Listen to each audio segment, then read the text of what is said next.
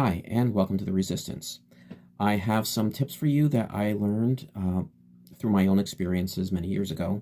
And I just want to share them to help get you off on the right foot. Um, First is to keep the goal in mind, and the main goal is right now to get 3.5% of the population in active resistance. There is science behind this. That go look up the Chenoweth study. They went and they studied different dictatorships and how they fell. And the common variable that they found was that 3.5% of the population was engaged in active rebellion, active dissent. Okay, this doesn't have to be violent. In fact, they also talked about difference between violence and nonviolence. They preferred nonviolence only because it got people to that 3.5% faster. But the thing that makes dictators fall is when 3.5% of the population is engaged in active dissent. That is the goal. That is the win condition. We can get there.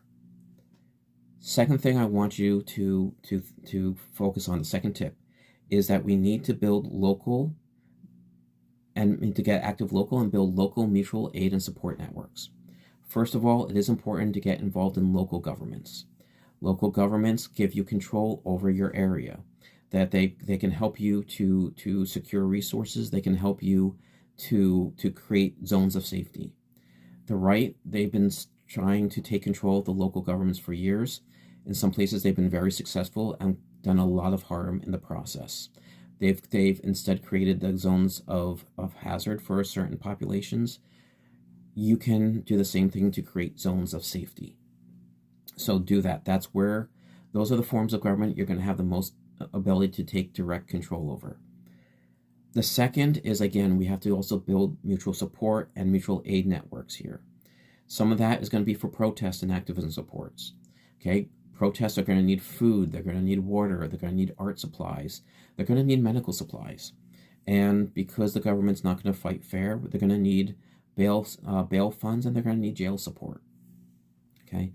On top of that, though, communities are going to need to build mutual support, mutual resource networks, food sharing programs, medical programs. This is because they are fast tracking to the loyalty above competence phase of fascism right now. And because of that, things are going to fall apart. And so you are going to need to take care of you and the people around you, and the mutual aid networks that you build will do that.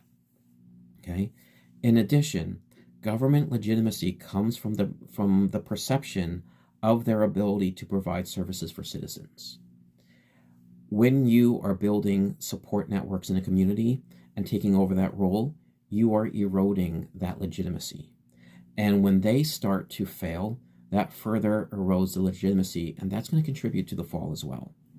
But in addition, that activist providing, that social group providing for the social services also is an incredible threat, like I said, to the legitimacy. The Black Panther Party, what scared the government the most about them was not them walking around with guns, it was not the violence. It was when they started taking care of their communities better than the government could. Again, that is the big threat that the government is going to fear. And that's a threat you build up without direct confrontation and working in parallel. So build those local support and mutual aid networks. Third, when you're going to be wanting to get involved in activist groups. So some tips for that. First, look for the groups with the activist veterans, especially people of color, LGBT veterans, members of marginalized communities who have been working in activism for decades. Everyone comes in with these idealistic goals, with these grand philosophies, but the veterans of these communities, they know what works and what doesn't. All right. Listen to them. They've got that wisdom through experience. Second, if you're seeing a new group or you're seeing new leaders come up, vet them. Okay. Most of them are going to be well-meaning. Most of them just want to help. There are going to be bad actors who are looking to take advantage of the situation to build up their own renown, to build up their own celebrity, to take leadership positions. They're doing it for their own, and they'll want to do things for their own purpose, even if it means hurting everything else. That's not going to be the majority, but they're going to be there. So you're going to have to vet the leaders in the community and the groups that you will work with. One of the biggest red flags that I found is when an activist or a group is silencing or not centering marginalized voices. Or if they're part of a marginalized group, they're only elevating their group while silencing everyone else's voice. But that refusal to center and that silencing of marginalized voices, that is a red flag that says that they are in it for themselves and they don't care about the community. They don't care about the overall goal. And again, they're the ones most likely to turn around and hurt everyone else. I learned this through hard experience. One of the first groups I worked with, leader came in with a grand plan. Quickly, we started to notice he was silencing the other voices. He turned alt-right very quickly, okay? Because again, it was all about him, wasn't about the cause. Red flag. I would also say be careful with agitators. Most of them are just angry. And there's a good reason why they're angry, and that anger is valid. But there's also going to be people there who are agitating with the purpose to sabotage the cause. Government agents are known to go in and suggest specific violent actions. We've seen protests where someone will walk in and smash windows, and they get traced back to alt-right and white supremacist gangs. So be careful of those agitators. There may be greater harm that they end up doing. On the other side of things, if you are a nonviolent activist, and I fall into that category, and so please listen, because this is from my experience trying to work as a nonviolent activist. Please do not try to preach philosophy. Please do not talk about morals. Don't talk about shoulds. Don't try to tone police and try to talk about how we should or shouldn't be talking. Focus instead on nonviolent tactics, and focus instead on solution-oriented tactics, all right? When you're talking that philosophy, when you're talking that morality of violence versus nonviolence when the debates come up, you may be saying that nonviolence works best. What people will most often hear is they're not allowed to be angry, or that they're just supposed to sit and do nothing. And that may not be what you're saying, but that is often what's heard.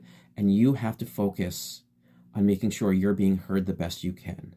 Stay away from those conversations, because what I have found is that when you start talking and offering the nonviolent tactics, when you start offering the solutions and the innovative and creative strategies that come with nonviolence, people like those.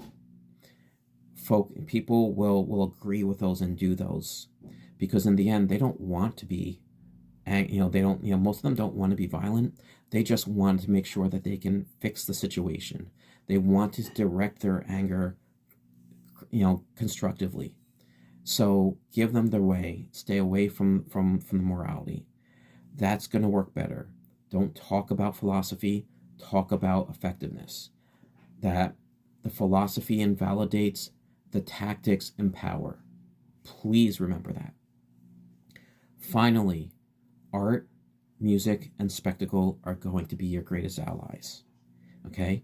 They will encourage people to participate. I know this personally. I may have been running around in a T-Rex costume for many protests, and people started coming because they appreciated the fact I was there. Okay? It brought people in. It also de-escalated situations. I remember a time when there was an alt-right agitator who would show up at a protest regularly and just do whatever they could to agitate. And when I started the first time I showed up in that costume, he took one look at me, shook his head, walked off, left everything alone. So there is a value there, all right? But the other thing is art and music and spectacle. it creates a culture of resistance. And when you create that culture, it brings people in, and that brings you closer to that 3.5%. And again, that's the win condition. So please take this to heart and be safe out there. We've won before, and we can win again.